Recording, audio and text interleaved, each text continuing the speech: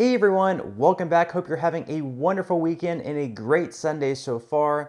So in today's video, we're going to be discussing why one plan that would increase benefits by $2,400 per year for Social Security beneficiaries might be the best plan to shore up the Social Security program and why this is the best fix to do so. But before that, we're going to be watching a clip by Senator Ron Johnson. This was at a Senate committee hearing where they talk about Social Security and the best possible solutions to shore up the program. So we're going to be watching this video and then we're going to come back to talk about the video and why perhaps the increase of $2,400 for all Social Security beneficiaries might just be the best possible solution. Watch. Thank you, Mr. Chairman. I also want to thank you for holding this hearing, but also recognize we're just barely scratching the surface.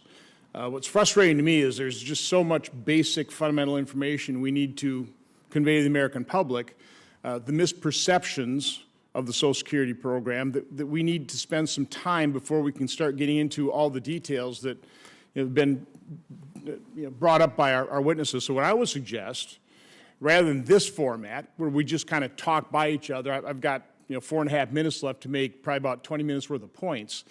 We ought to schedule an all-day roundtable and have a discussion, as Senator Murray talked about. Let's get this all out on the table. But in my remaining minutes, I'd like to talk about some of these fundamentals.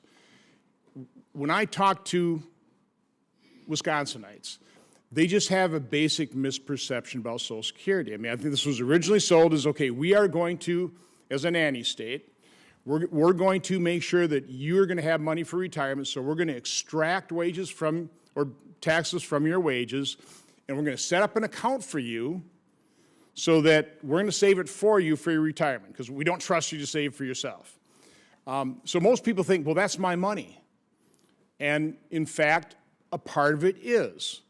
But as Senator Grassley was talking about, if you're in a low-income group, you're getting a lot more in return than you ever invested in. So it's really not a savings account where you're getting, where the government's saving for you, that amount builds up with the compound interest and stuff, and then you get that back in return. In fact, there's really not anything saved at all, correct, Mr. Goss? The money's gone. It comes in the Treasury, it's spent, right?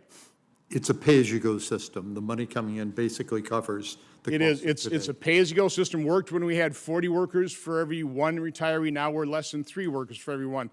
This is the Social Security Trust Fund, correct? It's a 4-drawer file in Parkersburg, West Virginia, correct? And it holds U.S. government bonds. Well, it's all electronic. By law, this trust funds can be invested only. Understand. So it is also true that a U.S. government bond held in the hands of a U.S. government entity literally has no value. What happens when, and by the way, the funding gap began in 2010 when benefits started exceeding revenue, correct? So now we start dipping into the trust fund. This gentleman pulls out a bond, sends it over to the Treasury, and says, pay us $50 billion. What does the Treasury do? They don't have $50 billion. They either just print it. I mean, Mr. Krause, what does the Treasury do? Well, the vast majority of the payments that are coming out of Social Security now are from current. Correct, but I mean, when we... But we are running cash. We're dipping into this, and we're going to exhaust this accounting convention. This thing's going to be empty in 2023. And that was intended in the 1980s. I understand, but again, I just want, so the American public understands what's happening. Yeah. A bond of this gets turned over to the Treasury, and then what does the Treasury do? Well, the Treasury realizes the fact that Social Security has saved up this money. No, but again, what is avoiding borrowing from the public. Actual transaction? A $50 billion bond is handed over to the Treasury. What does the Treasury do with that $50 billion bond? They pay the Social Security trustee. Exactly. $50 billion. Where do they get the $50 billion? From either current revenues or from borrowing from the public. But the current, yeah, okay. Yeah. Right now they're borrowing because we're running $1 trillion deficit. Yeah. So they float another bond. On the margin. Yeah. So it's very important for people to recognize that fact. Mr. Biggs, talk about, again, the fact that the calculation of what you get in benefits somewhat tied to what you've contributed, but certainly not totally tied, correct? And as we talked to the CBO director, again, on the lower end of the income scale, you're getting a lot more than what you paid in. If you're in the high income, you're not getting what you paid in. And wasn't that sort of the deal? This was not a general welfare system. This wasn't, this was really designed, we're going to make you save for your retirement, and then you're going to get back what you paid in. Just address that fact. Sure. Social Security is set up as a contributory social insurance program where everybody pays in.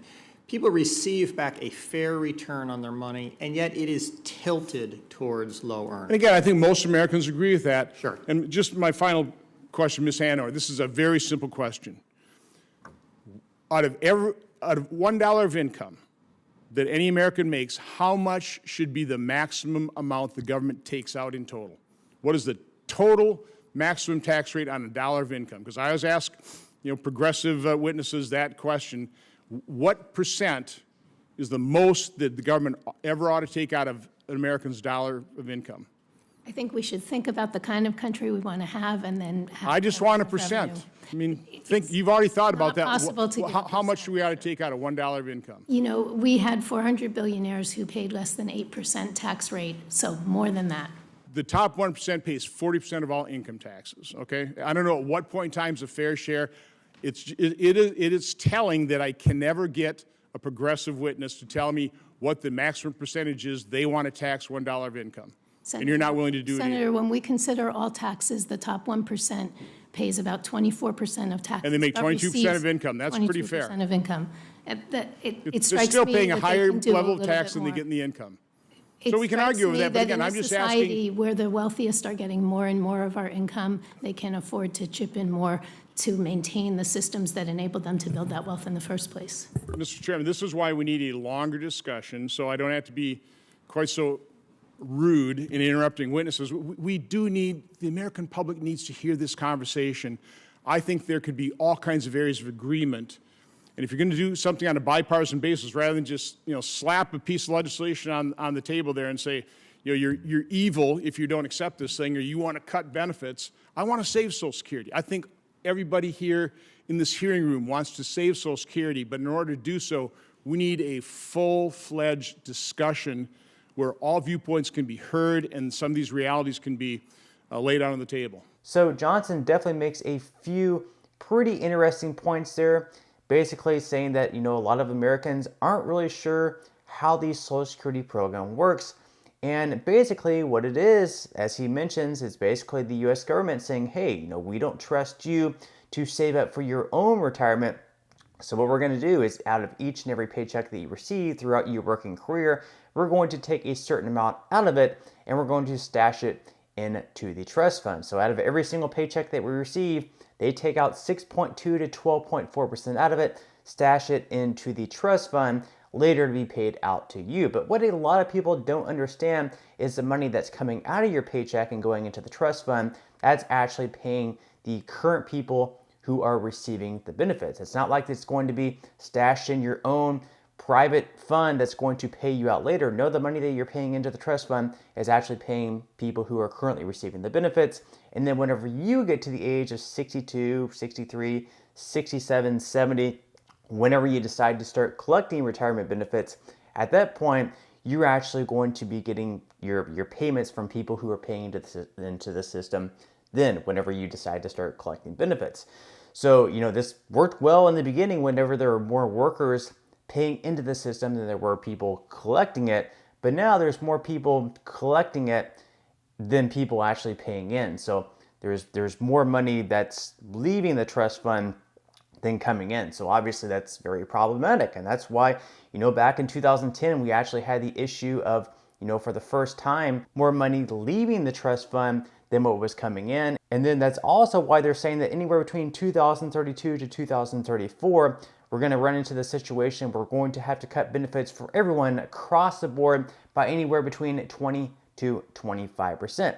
So they need to shore up the Social Security Trust Fund to make sure that the program stays solvent for a longer period of time. And there are a few different options out there. So the first option, of course, is to cut benefits across the board by 20 to 25% for everyone receiving benefits. That way they can continue paying them out and everyone will still receive them. Granted, they will be receiving a 20 to 25% cut. Now, if you ask any American, whether they're a Republican, an independent, or a Democrat, they're going to be very much against that idea of having a 20 to 25% cut. So you can pretty much slash that idea.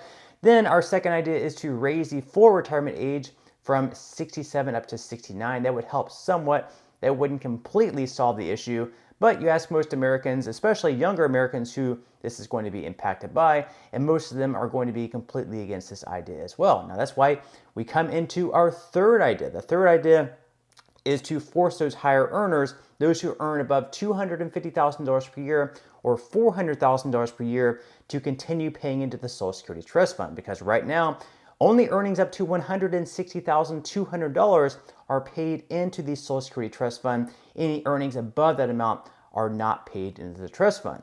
And there's actually one idea that would make the Social Security Trust Fund solvent through the year of 2100 and possibly even longer by forcing those who earn above $250,000 per year to continue paying into the Social Security Trust Fund. That's 6.2 to 12.4%. And not only that, but it would also increase benefits for everyone by $200 every single month or $2,400 per year. And then for those who are receiving the special minimum benefit, they would actually be receiving a $485 increase. So that really clears up two issues there.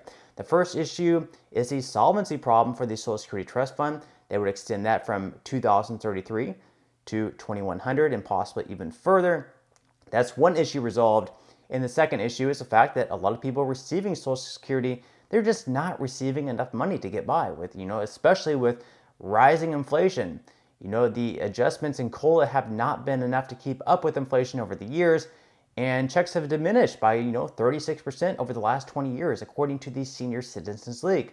So this $200 increase per month or a $485 increase would, certainly clear up that problem as well. So we really knock out two birds with one stone, which is why the Social Security Expansion Act by Bernie Sanders might just be the best possible solution to shore up the Social Security program and also increase benefits for people as well. But I would definitely love to hear your thoughts and comments below. Do you also believe that this bill is the best possible solution, or do you have other ideas to shore up the program yourself? But that's all the news that we have for today's video. I certainly hope that you enjoyed. If you did, again, I would greatly appreciate if you could give this video a like.